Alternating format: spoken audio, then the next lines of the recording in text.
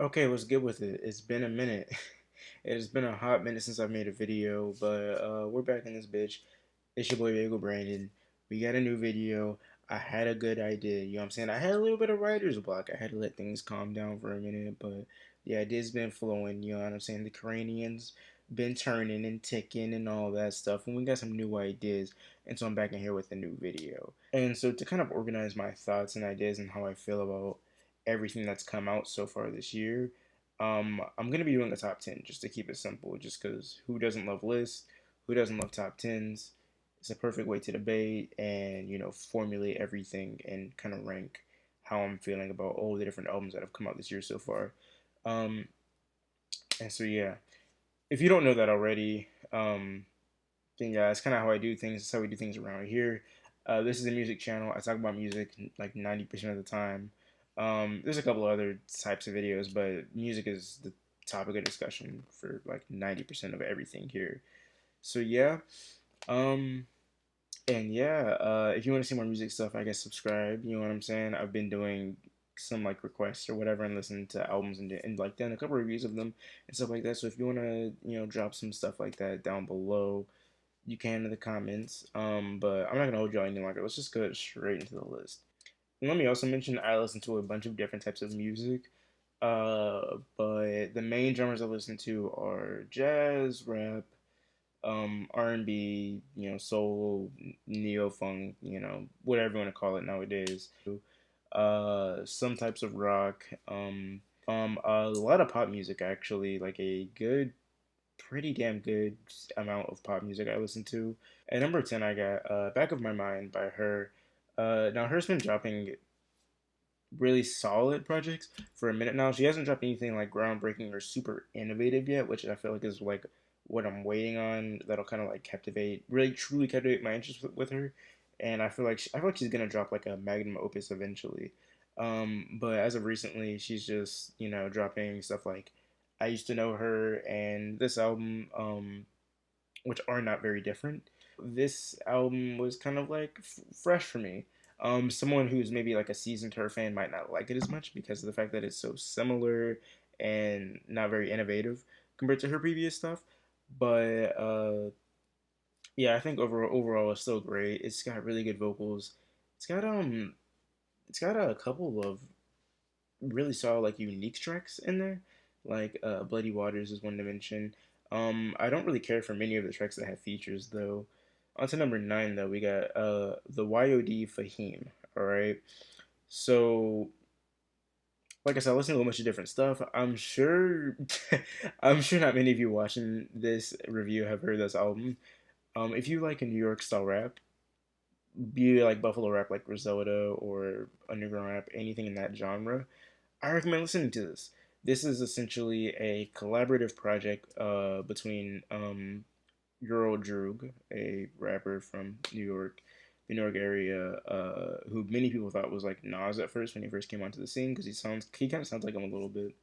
But it's a collab between him and the God Fahim, who is another underground rapper. He collaborates with mach-hommy a lot and Earl Droog. Because this is basically a collaborative project between them, dropping bars over a very good selection of tracks and unique beats, and making a bunch of NBA references.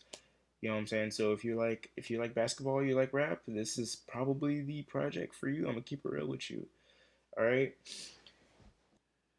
Now to get into number 8, The Plugs I Met 2 by Minnie the Butcher, which is obviously a sequel to The Plugs I Met, numero uno, you know what I'm saying? So, yeah, but this is just a very solid album from Benny the Butcher. There's not very many bad tracks at all. He comes with a great list of features, um, and drops a bunch. It's just coke rap. It's coke rap for like 35 minutes. That is what this album is. And at number 7, we're gonna be changing we're gonna be changing genres completely. We're gonna do a whole 180 to go from talking about Benny the Butcher to talking about Elio with her debut album, I guess. Can You Hear Me Now, which came out at like the very start of this year, which is the only reason that why I ended up finding this and listening to it. at the start of every year, there's usually like no music drops, and that's just how it is for whatever reason. Nobody wants to drop in January.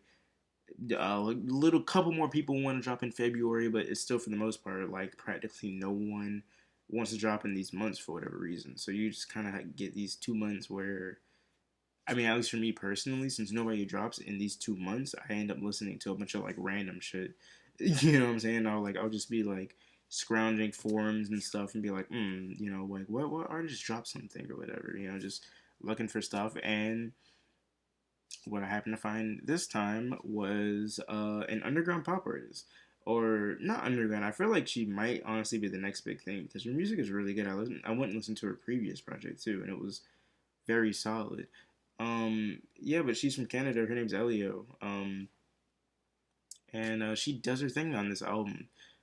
I was super surprised. It's like a kind of dance electropop fusion type of thing going on. But she's got a very like soft, welcoming type voice. Like it's very soft and warm. She has a very warm voice. Like some voices are like kind of powerful and like like powerful and kind of like cut you. Like the voices feel like they can cut you. You know what I'm saying? Like Lady Gaga, for example, where she's just kind of like bellowing and has kind of like really like powerful, strong vocals. Or you have a vocalist like Billie Eilish, for example, who has kind of like whispery vocal inflections, and patterns and things like that, and he's kind of more carried by production and things like that. Elio's like somewhere, if Lady Gaga's here and Billie Eilish is here, Elio's like right here, dead in the middle, dead in the middle. But yeah, let's talk about the actual album itself. Man, it's just good track after good track after good track. And then she ends the thing off with a acoustic ballad. It's only like 7 songs, so you might be able to consider it an EP. I'm not really too sure, but number 6 though is La Machina. I guess is how you pronounce it. I don't know. La Machina is Conway the Machine's album that came out this year. He's had two, so I only wanted to put one project per artist, so I decided to go with La Machina instead of If It Bleeds, It Can Be Killed, which was like a collaborative project, which is why I didn't really put it. I don't know, but this is Conway's probably best project in my opinion. Like this might be better than his project last year, From a King to a God. It's really fucking good, man. It's really good. This year for music in general has been really good in my opinion. It does everything that we know already so extremely well. You know what I'm saying? Like it's not innovative, but it just does everything that Conway's previously done well. And it takes out a lot of the filler. There's really not like there's like maybe like one or two skippable songs on this like 13 track album. So yeah, it's just very solid. And so now we're going to be changing gears completely once again, going from Coke rap to Lana Del Rey. So I wasn't a Lana Del Rey fan until like this year. Obviously, I had like heard her stuff before. I had heard like albums even, you know what I'm saying, or bits and pieces of albums and songs and things like that. But I wasn't like a fan until I heard this, and it blew me out of the water. Like honestly, I did not expect to like this album as much as I did. It's very fucking good. Actually, I already did a review for this album. Um, there's a review of this album on the channel already, so you can watch that if you want me to go into depth. But just know that essentially, I really like it. I really like all the songs. I like the minimalist production, but despite the fact that it's minimalist, as like some layers and nuances to it and things that you catch over multiple listens and things like that. Of course, great storytelling and imageric lyrics from LDR, of course. Um, yeah, if you want to hear more, you can watch the full review that I did for this album. So number 4, I have Jubilee by Japanese Breakfast, which was a band that I'd never heard of until this year. But it's headed by a vocalist named Michelle Zahner. Um, and man, this is like literally like my style of like pop music that I love so much. Essentially, it's a little bit electric bass, a little bit dancey. But it's very, very innovative. Like I can say for sure that I've never heard anything like this. You know what I'm saying? And like you asked me like what I would call this type of pop album, and I'm like, I guess indie pop, but I would also call indie pop like Chemtrails Over the Country Club by Lana Del Rey, which is the previous like ranking. But this is not at all anything like that, so it's just very weird. Um, yeah, man, I just track after track. I love it. I love like the progression of some of the tracks, like Paprika.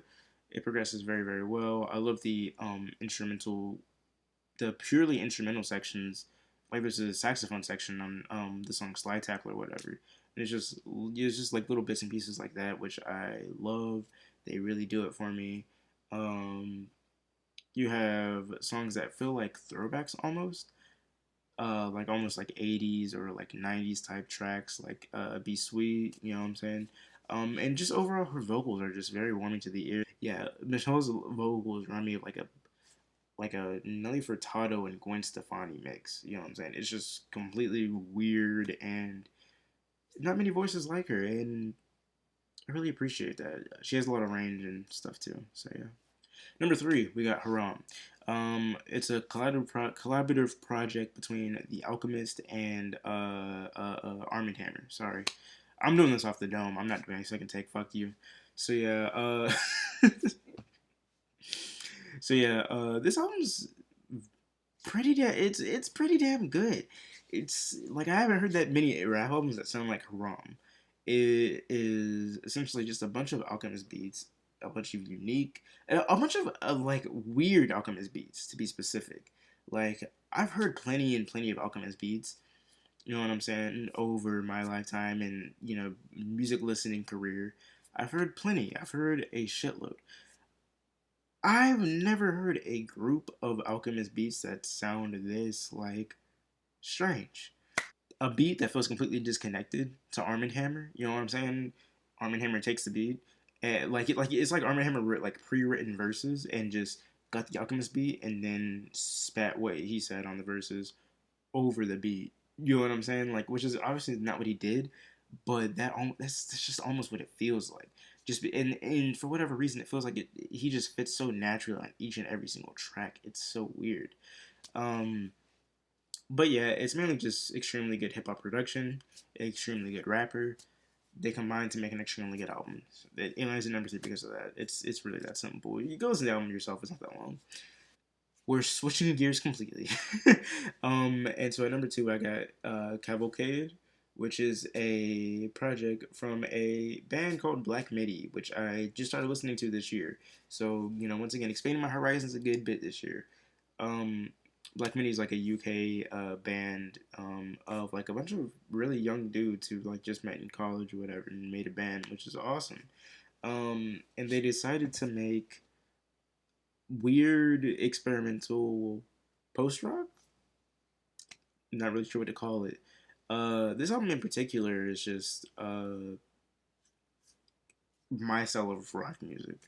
Like it's not very by the books. You can't really find much else like it.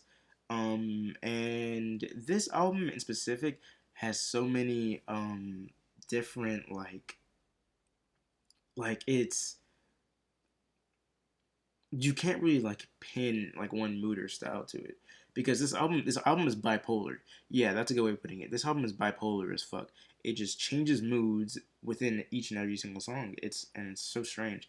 Like you start off with with like banging drums and like guitar sections with like the song John L.